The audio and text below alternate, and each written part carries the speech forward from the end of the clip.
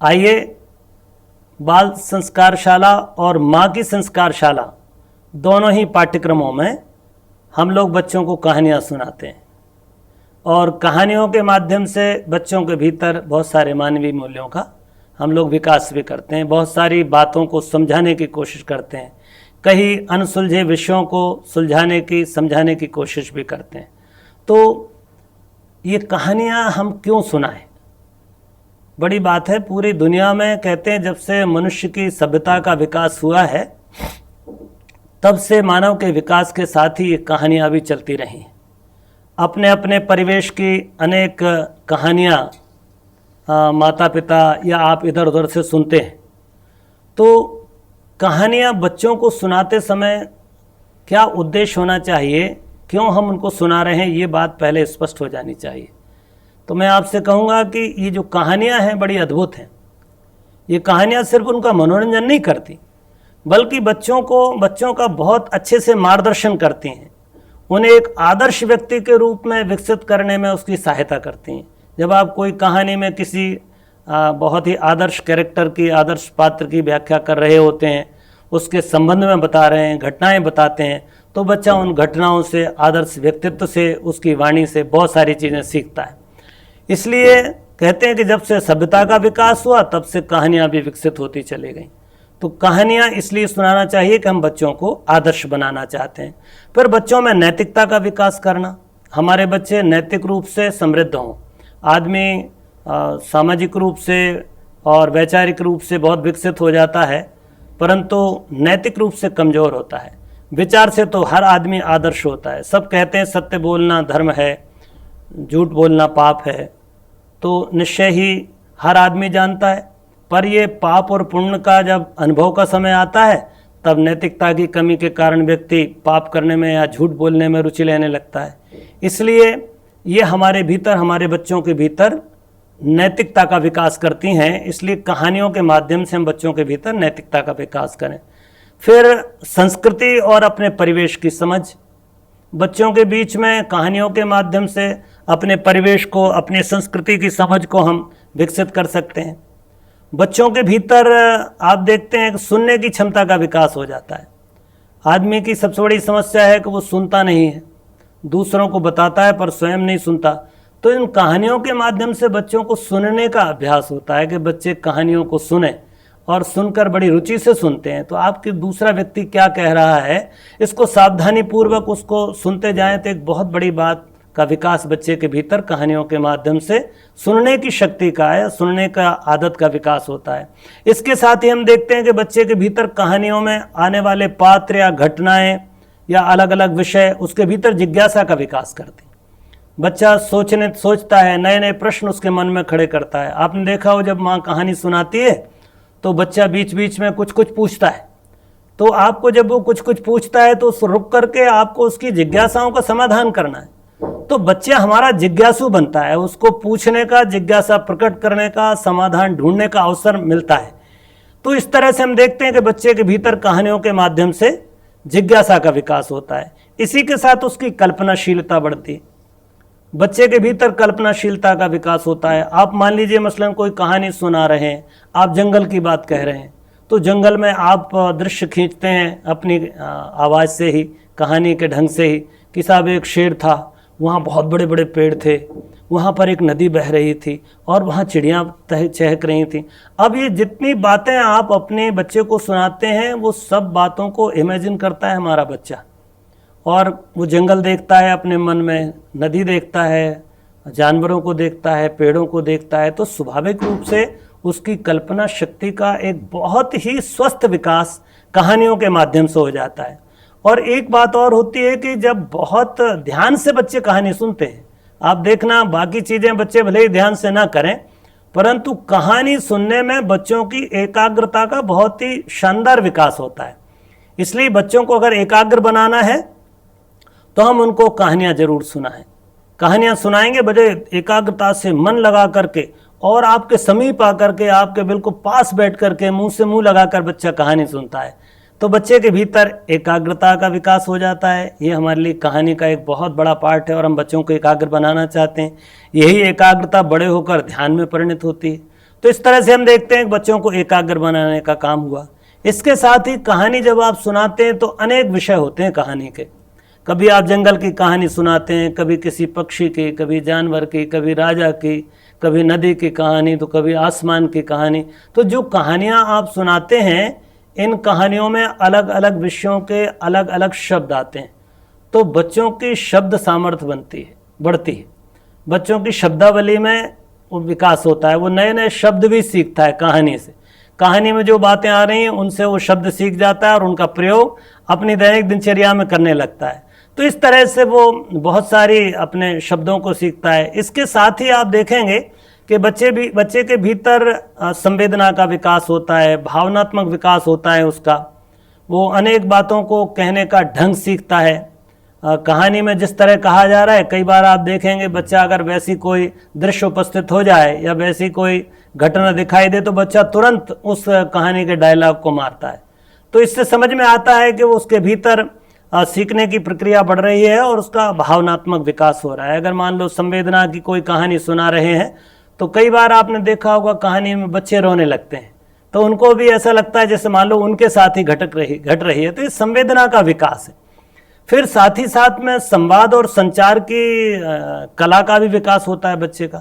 कहने का ढंग क्या है, आप सुना रहे हैं, जो कहानी सुनाता है तो उसको वो बड़े गहराई से समझता है कि इस दृश्य को, इस बात को इस तरह से कहा जाए। तो वो एक संचार का माध्यम है, दूसरों तक अपनी बात पहुंचाने का माध्यम है। तो वो संवाद की कला और संचार की कला दोनों को सीख जाता है। साथ ही साथ में आप देखते हैं इन दोनों बच्चों के भीतर बहुत तनाव है, पढ़ाई लिखाई को लेकर के, स्कूल को लेकर के, परिवार के आपस के संबंधों को लेकर के, वातावरण को लेकर के, शारीरिक बीमारियों को लेकर के। कई ऐसे फैक्टर्स हैं, कई ऐसे कार्य हैं या ऐसी बातें हैं जिनसे हमारे बच्चे तनाव में आ जाते हैं। परीक्षा का तनाव हो गया, कभी ट्यूशन का तनाव हो जाता है, स्कूल जाने का भी कई बच्चों को तनाव रहता है। तो जब कहानी में आप देखेंगे बच्चा तनाव से मुक्त हो जाता है, तो उसके भीतर की चिंता कम होती है, तनाव से मुक्त होता है वो, और वो उसको एक मनोरंजन, स्वस्थ मनोरंजन प्रदान करती कहानी। तो बच्चा बड़ा आनंदित भी हो जाता है और उस समय के लिए, थोड़े समय के लिए बच्चे के भीतर एक अच्छा एक भाव, एक बहुत शांति और कहें कि तनाव रहित उसके भीतर एक विकास होता है। साथ ही साथ आप एक बात और देखेंगे, कहानियों से याददाश्त भी बढ़ती, क्योंकि कहानियाँ याद रखने को कहते हैं। आप कहने अब आप याद रखना ये कहानी, फिर हमसे 6 महीने बाद मैं तुमसे सुनूंगा। मुझे स्मरण आता है कि जब हम लोग बचपन में थे, छोटे छोटे, तो हमारी माँ से हम कहानी सुनते थे तो कहानियाँ हमको रट जाती थी। कई बार ऐसा होता था, माँ से फिर आग्रह करते थे, माँ एक बार और वो कहानी सुनाओ, एक चीज़ भूल गए हम, तो माँ दोबारा कहानी सुना देती और पता लगता कि हम उस कहानी को, हमको पूरा का पूरा कंठस्थ हो जाता था। तो हमारी इस तरह से याददाश्त भी तेज होती है और माँ से कहानी सुनते सुनते हम भी कहानीकार बन जाते। आपने देखा हो बच्चों के भीतर कहानी लिखने का एक कौशल विकसित हो जाता है। तो हम अपने बच्चे को कहानीकार भी बना सकते हैं, वो कहानियाँ सुने ही नहीं, कहानियाँ लिखे भी। और निश्चय ही इन सब चीज़ों से, कहानियों के माध्यम से जो पात्र हैं और पात्रों के बीच के जो संवाद हैं और उनके संबंध हैं, तो बच्चों के भीतर संबंधों का भी विकास होता है। आपस में मित्रता कैसी होनी चाहिए, पिता और पुत्र के बीच कैसा संवाद होना चाहिए, भाई भाई को कैसा, रामायण की कहानी चल रही है या महाभारत की कहानी चल रही है, तो आप पाएंगे कि बच्चे महाभारत की कहानियों में से, पात्रों से या रामायण के पात्रों से आपसी संबंधों, रिश्तों को समझते हैं। सास बहू का रिश्ता कैसा होता है, बाप बेटे का रिश्ता कैसा होता है, पिता और पुत्र का रिश्ता कैसा होता है। तो इस तरह से हम देखते हैं कि वो बच्चे संबंधों को सीखते हैं। एक बात और है, यदि बच्चा कहानी, आपने देखा होगा, ये भी आपका अभी भी अनुभव रहा होगा, आप अपने बच्चे को कहानी सुनाते हैं रात्रि को अपने पास सुला के, तो या तो आप सो जाते हैं या बच्चा सो जाता है। तो भले ही आप सो जाएंगे तो बच्चा फिर जगा के पूछता है, या बच्चा सो जाता है तो माँ तुरंत उसको कंबल उड़ा देती है और सोचती चलो अच्छी गहरी नींद आ गई। तो कहानियाँ नींद लाने में भी बड़ी सहायक हैं और कहानियों के माध्यम से बच्चों को आप अच्छी नींद का एक आशीर्वाद दे सकते हैं और बच्चों के भीतर ऐसी प्रेरणा भर सकते हैं। बहुत सारी प्रेरणाएं हैं, छोटी छोटी प्रेरणाएं हैं, उन प्रेरणाओं को आप कहानियों के माध्यम से बच्चों को सिखा सकते हैं। तो ये तो विषय हुआ भाइयों बहनों कि हम बच्चों को कहानी क्यों सुनाएं। आपसे निवेदन हम यही कर रहे हैं कि आप इन कारणों से अगर इतनी सारे दैवी गुणों का अपने बच्चे के भीतर विकास करना चाहते हैं तो कहानी जरूर सुनाइएगा। कहानियों से बच्चों के भीतर बहुत ही स्वस्थ विकास होता है, मानवीय मूल्यों का विकास होता है, आदतों में सुधार होता है, मानसिक शारीरिक रूप से बच्चा स्वस्थ बनता है। अब प्रश्न आता है अगला कि बच्चों को कहानियाँ सुनाएं तो कैसे सुनाएं। ये बड़ी एक कला है। इस पर आपको माताओं को मैं निवेदन करूंगा कि आप इसका अभ्यास जरूर करिएगा। आपको भी कलाकार बनना है। जब कहानी सुनाते हैं तो कहानी को बहुत कलात्मक तरीके से सुनाने की आवश्यकता है। ऐसा लगना चाहिए कि आप उस कहानी में घुस गए। तो सबसे पहली बात तो यह है कि जब भी कहानी का चयन करें तो कहानी थोड़ी छोटी, बहुत छोटी भी ना हो और बहुत बड़ी भी ना हो। एक मध्यम कहानी को हम लेकर के चलें बच्चों के साथ में, जिससे बच्चा बोर भी ना हो और उसको ऐसा भी ना लगे वो आपसे कहे कि और सुनाइए। तो एक औसत लंबाई की कहानी हमको बच्चे को सुनाना है। दूसरा ये है कि कहानी को जब सुना रहे हैं तो कहानी कोई ना कोई मूल्य प्रेषित करती हो, व्यर्थ की कहानियाँ नहीं। जैसे इन दिनों बहुत सारी आप देखते हैं कि हम पाठ्य पुस्तकों में भी जो कहानियाँ या गीत या जो बच्चों को पढ़ा रहे हैं, कभी कभी तो बड़ा क्षोभ होता है मन को कि व्यर्थ की बातें कुछ भी पढ़ाने की हम चेष्टा करते हैं, कुछ भी बताने की चेष्टा करते हैं और सोचते हैं सिर्फ मनोरंजन हो जाए। तो सिर्फ मनोरंजन के लिए नहीं। मैंने आपसे पहले ही निवेदन किया कि बच्चे के भीतर नैतिकता का विकास, भावनात्मक विकास, संवाद की शैली, उसको ऐसी प्रेरणादायी प्रेरक कहानियाँ सुनाना है। महापुरुषों के जीवन और बचपन से परिचित कराती हुई कहानियाँ उसको सुनाएं। और बच्चे को प्रायः ऐसा होता है कि सोते समय कहानी सुनने की आदत होती है। वो समय आपके लिए भी सुविधा का होता है और बच्चे के लिए भी। तो रात्रि को सोते समय कहानी सुनाइए। अब अगला क्रम आता है कि अगर आपके घर में 2 बच्चे हैं तो ये भी हो सकता है कि दोनों बच्चों को सुला के, अगर ज़्यादा बच्चे हो जाएं, मान लीजिए ये माँ की संस्कार शाला में आपकी पड़ोस की कोई बहन भी आपसे कहती है कि हमारे बच्चे को भी कहानी सुनाया करें, तो आप फिर गोल घेरे में उनको बिठा लीजिए।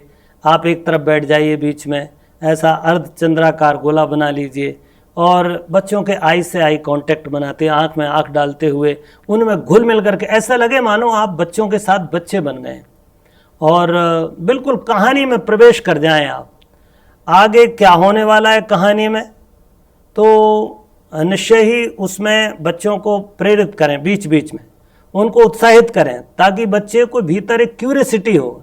जैसे हम देखते हैं ना सस्पेंस बना हुआ है फिल्म में, तो लोगों का मन लगा रहता है, बैठे रहते हैं, कभी थोड़ी देर और बैठते हैं। कई लोग ऐसे होते हैं आधी बीच में छोड़ के चले आए, यदि उनको पता लग जाए कि एंड में क्या होने वाला है तो छोड़ के चला जाता है आदमी। तो अपनी कहानी को ऐसा सस्पेंस जैसा भी बनाए रखना है और उनसे, उनका बच्चों से भी पूछना है कि बताओ अब आगे क्या होगा बच्चों, अपनी कल्पना शक्ति से बताओ कि क्या हो सकता है। तो निश्चय ही बच्चे उसमें कुछ ना कुछ बताने की कोशिश करते हैं। साथ ही ये है कि बच्चों की कल्पना शक्ति के लिए, विकसित करने के लिए उनको दृश्य उपस्थित करें उनके सामने, ताकि उन दृश्यों को विजुलाइज करें, वो उनकी कल्पना करें कि यह दृश्य कैसा होगा, ये कैसी होती होगी। अगर शेर है तो शेर कैसा होता होगा, तो शेर की जैसी आवाज़ निकालना। अगर चिड़िया है तो चिड़िया जैसी मधुर, या मान लो पक्षी उड़ रहा है तो उड़ने का अभिनय करना, और पेड़ है तो पेड़ जैसा कुछ आकृति बना करके। तो उनकी कल्पनाशीलता को, कल्पना शक्ति को बढ़ाएं। और अगर संभव हो तो कोई आप चित्र भी दिखा सकते हैं। मान लीजिए किसी महापुरुष के बचपन की आप कहानी सुना रहे हैं, तो स्वाभाविक रूप से वो उसके बचपन को या उसको नहीं जानता, तो आप उसके 2-4 चित्र पहले से कलेक्ट करके रखें अपने पास, और जब कहानी सुनाएं तो बच्चों को वो चित्र भी दिखाए जा सकते हैं कि ये ऐसा होता है, जिससे बच्चे की जिज्ञासा का समाधान हो जाए। और ध्यान रखें कहानी बहुत मज़ेदार हो, बच्चे बोर ना हो। अगर बोर हो जाएंगे तो थोड़ी देर में आपसे छूट के अलग हो जाएंगे। इसलिए आप कहानी बहुत मज़ेदार चुनिएगा। सुनाने का ढंग तो बहुत ही महत्वपूर्ण है, पर कहानी का मैटर भी, कहानी का विषय भी अच्छा मज़ेदार होना चाहिए। और ध्यान रखें कहानी के पात्रों का अभिनय करने की कोशिश करिए तो बहुत आनंद होगा। अब अगर मान लीजिए एक शेर था, एक छोटी सी चिड़िया थी, एक फूल खिल रहा था, ऐसे एक नदी बह रही थी, ऐसे अलग अलग विषय जब आए तो आप थोड़ा सा अपनी भाव भंगिमा को, मुख मुद्रा को, कुछ अभिनय को उसके साथ जोड़ दें। ताकि वो बच्चा उस चीज़ को ज़्यादा गहराई से इंटरेस्ट लेकर के सुने और समझ पाए। तो भाव भंगिमा और अच्छा उतार चढ़ाव का भी ध्यान रखें। जब कोई बात जिस तरह कहनी है तो आपके 6 रस पूरे दिखना चाहिए इसमें, रौद्र रूप भी दिखे, हास्य रस भी दिखे, आपको अलग अलग देखे, विस्मयकारी भी हो जाए, कभी कभी उसको ऐसा लगे जैसे कुछ हो गया। तो जैसा दृश्य चल रहा है वैसा कोई रस, वैसी कोई बात, वैसा कोई भाव, वैसी भाव भंगिमा, वैसे अपने हाव भाव प्रस्तुत करें। तो आवश्यकता अनुसार जैसी जरूरत पड़े वैसी भाव भंगिमाएं बनाइएगा। सीधे सीधे कहानी नहीं पढ़ना है कि आपने उठाए हो किस किताब में पढ़ने लगे, बच्चा बोर हो जाएगा। तो आपको कहानी सुनाने का सच में एक बड़ा अभ्यास खुद को भी घर में करना पड़ेगा, तब आप बच्चों को कहानी सुना पाएंगे। और ध्यान रहे ये कहानियों में जब कभी भी कोई चीज़ प्रस्तुत करें तो वो नकारात्मक ना हो, वो डराने वाली ना हो। बच्चों के भीतर न एक ऐसा कर लोगे तो ऐसा हो जाएगा, भूत प्रेत की कहानियां ना सुनाएं बच्चों को, इधर उधर की फालतू डरावनी चीज़ें बच्चों को ना बताएं। बच्चों को निर्भय बनाना है हमको, बच्चों को समझ विकसित करना है, इसलिए बच्चों को बहादुर बनाना है हमको। तो बहादुर बच्चों को डराने का क्रम नहीं कि बच्चा आपसे चिपट कर सो जाए। ऐसा होता है जनरली, आप देखते होंगे आजकल कार्टून फिल्में आ रही हैं और जो बच्चों के कार्टून आते हैं उनमें ऐसे डरावने डरावने पात्र और डरावने चित्र या फिर मार धाड़ या फिर हिंसा या नकारात्मक बातें दिखाई देते हैं, गोली मारता आदमी दौड़ रहा है, ये हमारे बच्चे देख रहे हैं और उसी तरह के भाव उनके जीवन में विकसित हो रहे हैं। तो हमको बच्चों को इन कहानियों के माध्यम से उनका मानसिक स्वस्थ मानस का विकास करना है, उसकी स्वस्थ भावनाएं उसके भीतर उदात्त भावनाएं बनानी है, और ये दोनों ही मिलकर ही बच्चे का स्वास्थ्य का निर्माण भी करती हैं। इसलिए बच्चों को मानसिक रूप से और भावनात्मक रूप से प्रसन्नता देने वाली, अभय देने वाली कहानियों को हमको सुनाना होगा। नकारात्मक चीज़ों से हम लोग बचते रहें और सुनाते समय कहानी में बच्चों को जरूर शामिल करिएगा। बीच में पूछ लीजिए, अच्छा बताओ ऐसा होता तो तुम क्या करते, तो बच्चा एक क्षण के लिए उसकी एकाग्रता का लेवल और बढ़ जाएगा और फिर उसके भीतर एक क्यूरियोसिटी, एक वो जवाब देने की क्षमता भी बढ़ेगी। तो वो आपके प्रश्न का जवाब भी देगा और हो सकता है वो स्वयं भी कुछ अभिनय सीखे, अभिनय करके बताए उसको। तो ये चीज़ हमको ध्यान रखनी पड़ेगी कि कहानी में हम बच्चों को शामिल करते जाएं। जैसे एक सरल तरीका आपने देखा होगा प्रायः कहानी सुनाने वालों का, कि जब वो कहानी सुनाते हैं तो बीच में एक आदमी बैठा रहता है जो हुकारा भरता है। वो बीच बीच में कहता अच्छा ऐसा क्या, हाँ ये भी हुआ था क्या, अरे वाह। तो ये जो बातें हैं ऐसी बातें भी अपने साथ में जोड़ना है। हुकारा जरूर करवाइए उससे, तुम चलो बोलो, ऐसा तो नहीं तुम सो गए। तो बच्चे की रुचि है नहीं है तो वो आपसे बीच बीच में हुकारा भर के या प्रश्न पूछकर या जिज्ञासा लेकर के हम बच्चे को अपनी कहानी में शामिल कर सकते हैं। इसलिए बच्चों को कहानी सुनाते समय इन चीज़ों का बहुत विशेष ध्यान रखने की आवश्यकता है। कई बार ऐसा भी होता है कि कहानी को इंटरेस्टिंग बनाना है तो कुछ मुहावरे सुनाइए, कोई आपकी पहेली बुझाइए, कोई पहेली सुना दीजिए और बच्चों से पूछिए बताओ इस पहेली का क्या मतलब है। या कई कहानियां आपको आपके पाठ्यक्रम में हम लोग ऐसी भी भेजेंगे जो गीतों के रूप में होंगी। मान लो पंचतंत्र की कथाएं हैं तो पंचतंत्र की कथाओं को हम गीतों के रूप में आपके सामने प्रस्तुत कर देंगे। आप बच्चे को गा गा करके बढ़िया अपनी राग बना करके सुंदर सा उसको गायन में लेकर के और बच्चे को कहानी सुना सकते हैं। तो गा के भी कहानी सुनाई जा सकती है। तो इस तरह से गीत हैं, कविताएं हैं, मुहावरे हैं, अबूझ पहेलियां हैं, इनका भी प्रयोग हमको करना है ताकि बच्चे पहेलियों का, मुहावरों का प्रयोग करना सीखें। आप देखना कहानियों में मुहावरों का प्रयोग बहुत ही उपयोग होता है, बहुत ही अच्छा होता है। इसके बहाने से हमारे बच्चे अनेक मुहावरे सीख जाते हैं। तो मुहावरे उसके माध्यम से करें। और ये भी ध्यान रखें कि बच्चों की पसंद के हिसाब से और उनकी उम्र के हिसाब से कहानियाँ चयन करें। जो उनकी पसंद की चीज़ है प्रायः आप देखेंगे, यद्यपि आपको ये ध्यान रखना है कि पसंद में हल्की पसंद विकसित ना हो। ये पसंद विकसित करना भी माता पिता का अपना एक बड़ा रोल है कि माता पिता बच्चे की पसंद को एक अच्छी दिशा में मोड़ करके रखें, उसकी स्वस्थ पसंद बनाएं। तो इसलिए आप अपने को ये बात ध्यान रखिए कि बच्चों को इन चीज़ों से हम पसंद नापसंद का ध्यान रखते हुए थोड़ी कहानियों को चुनें और बुरी आदतें दूर हों ऐसी कोशिश भी कहानी के माध्यम से करना चाहिए। आप देखा नहीं आपने, हमारे यहाँ जितने चरित्र लिखे गए हैं उन चरित्रों में जो उनका संवाद या उनका जो व्यवहार है, जैसे रामायण को अगर हम ले लें तो भाई भाई के बीच का कितना शानदार व्यवहार दर्शन। पिता पुत्र के रूप में कितना अच्छा प्रेम और आदर्श का क्रम बनता है, माँ और बेटे के रूप में कितना आज्ञा पालन और इसका एक आदर्श प्रस्तुत किया गया है। तो इसके माध्यम से आप बच्चों की बुराइयों को दूर करेंगे और दैवी गुणों का उनके भीतर विकास भी करेंगे। साथ ही साथ ये भी ध्यान रखना कि जब कहानी सुनाए तो कहानी में डायलॉग जरूर होना चाहिए। डायलॉग का बड़ा महत्व है। कोई बात कहनी है तो उसको अगर अच्छे डायलॉग में आप कहेंगे, अच्छे तरीके से कहेंगे तो मज़ा आ जाएगा। तो कुछ ना कुछ एक मुहावरा कहते हुए डायलॉग बनाया जा सकता है और उसके माध्यम से कहानी सुनाई जा सकती है। एक चीज़ और ध्यान रखें कहानी सुनाते समय कि बहुत सारे कैरेक्टर कहानी में ना हो, नहीं तो बच्चा याद नहीं रख पाता।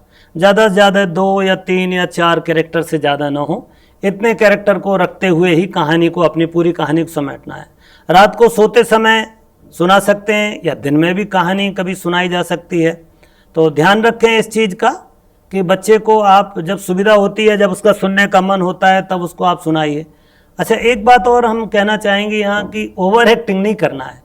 आजकल बच्चे बड़े स्मार्ट हैं और वो कहते हैं ना, हमारे आशीष भाई बताते रहते हैं कि अब बच्चे पैदा नहीं हो रहे, बाप पैदा हो रहे हैं। तो ऐसा ना हो कि वो आपकी ओवर एक्टिंग को समझ जाए। अगर आपकी ओवर एक्टिंग समझ जाएगा तो वो आपकी खिल्ली उड़ाएगा, देखो अब ये ओवर एक्टिंग कर रहे हैं। तो ओवर एक्टिंग नहीं करना है, नॉर्मल उसमें, और ऐसा लगे जैसे बड़ा रियलिस्टिक है, आप उस पात्र को जी रहे हैं, आप उस घटना में घुसे हुए हैं, ऐसे लगे जैसे हम भी उस घटना के या उस कहानी के एक पार्ट हैं। तो इस तरह से हमको कहानी सुनाना है। साथ ही साथ एक चीज़ और ध्यान रखिएगा, कई भाई बहनों को एक अभ्यास होता है तकिया कलाम बोलने का। तो तकिया कलाम नहीं कहना, उपयोग नहीं करना है। नहीं, बच्चा भी वो तकिया कलाम सीख जाएगा आपकी कहानी के माध्यम से। और इसलिए उस चीज़ का ध्यान रखिएगा। जब बच्चे कोई प्रश्न पूछें तो उनको पूछने दें, उनके समाधान करते चलें बीच बीच में। अगर आपने उसने पूछा और आपने नहीं बताया, आप अपनी कहानी कहते चले गए, तो बच्चा जो पूछ रहा है वहीं अटक कर खड़ा हो जाएगा, वहीं रुका रहेगा तब तक जब तक उसके मन में संदेह बना रहता है। तो उसके मन का संदेह निवारण भी, उसकी जिज्ञासा समाधान भी कहानी के साथ साथ करते रहना चाहिए। और इस तरह से हम अलग अलग बच्चे के भीतर इमेजिन करने की क्षमता उसको बढ़ाएं। झरने हैं, फूल है, नदी है, चिड़िया है, तितली है, इन सब के विषय में जब हम बताते हैं तो बच्चे को थोड़ा सा इसको इमेजिन करने दें। ऐसे सुनाते समय थोड़ा सा ध्यान रखें। और सदैव ध्यान रखने वाली बात यह है कि कहानी में कोई ना कोई प्रेरणा हो, कोई ना कोई प्रेरणा जरूर हो। और बच्चों से उसके संबंध में पूछताछ भी करते रहें, उन्हें उसमें शामिल भी करते जाएं। इस तरह से आप स्वाभाविक रूप से कहानी सुनाते जाएंगे तो बहुत आनंद होगा। पढ़ पढ़ करके ना सुनाएं। और ध्यान ये रहे कि अगर मान लो आपको दिक्कत होती है कहानी सुनाने में, पूरा मैटर याद नहीं रहता, तो आप कहानी के मोटे मोटे पॉइंट्स बना लीजिए। जो उससे संबंधित चित्र वगैरह दिखाने वो पहले से तैयार कर लीजिए। माता के लिए इसलिए हम लोग आपको 2-3 दिन पहले पाठ्यक्रम भेज रहे हैं। आपको शुक्रवार के दिन मिलेगा सुबह ही, तो शुक्रवार, शनिवार और रविवार, ये 3 दिन में माता तैयारी कर लें। और सोमवार के दिन से कहानी बच्चे को सुनाना शुरू करें अगले रविवार तक। तो 7 दिन का पूरा पाठ्यक्रम हम आपको पूरा बना करके भेजेंगे। तो इस तरह से आप पूरा पाठ्यक्रम सप्ताह भर के लिए आपके पास उपलब्ध रहेगा। आप अच्छे से अध्ययन करें। और विशेष तौर से मैं कहता हूं कि इस पूरे पाठ्यक्रम की जान जो है वो मानवीय मूल्य और कहानियां हैं। और इन्हीं मानवीय मूल्यों को हम कहानियों के माध्यम से, कविताओं के माध्यम से, खेल के माध्यम से, योग के माध्यम से, लोरियों के माध्यम से, आपकी पहेलियों के माध्यम से आप तक पहुंचाएंगे। तो मैं आशा करता हूं कि आपको ये विषय समझ में आया होगा। और भी कुछ ऐसे विषय हैं, धीरे धीरे हम लोग अगले एपिसोड में, अगले समय कुछ और बातें भी स्पष्ट करते रहेंगे। अभी आपसे ये प्रार्थना करता हूं कि इस अभियान को दुनिया के प्रत्येक घर तक पहुंचाइए।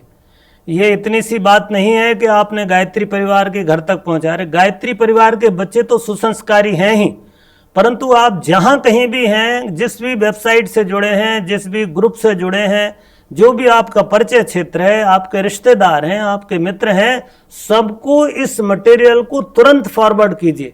शुक्रवार के दिन जब आपको मटेरियल मिले तो आप तत्काल इसको व्यापक तौर से पूरे नगर में पहुंचा दीजिए। और इस समय एक बड़ी सुविधा हमारी व्हाट्सएप के माध्यम से या फेसबुक के माध्यम से बन गई है कि हर आदमी हर चीज़ तक अप्रोच कर सकता है। तो मेरी प्रार्थना है कि इसको आप व्यापक प्रचार प्रसार में ले जाएं। इसको जन जन तक पहुंचाएं और सच्चे और अच्छे बच्चों का निर्माण करें। और मैं निश्चित रूप से परम पूज्य गुरुदेव और वंदनीय माता जी से प्रार्थना करता हूं कि ये जो युग निर्माण का मूल विषय व्यक्ति निर्माण है और व्यक्ति निर्माण का आधारशिला बचपन है, इसलिए बचपन को निर्मित करके सच्चे और अच्छे बच्चे विकसित करके हम युग निर्माण के व्यक्ति निर्माण के कार्य को पूर्ण करेंगे। आप सब इस कार्य में सफल हों, ऐसी मंगल कामना, ऐसी शुभकामना परम पूज्य गुरुदेव, वंदनीय माता जी, श्रद्धेय डॉक्टर साहब और श्रद्धेय जी की ओर से आप सबको ढेर सारे आशीर्वाद, बहुत बहुत मंगल कामनाएं, शुभकामनाएं। ओम शांति।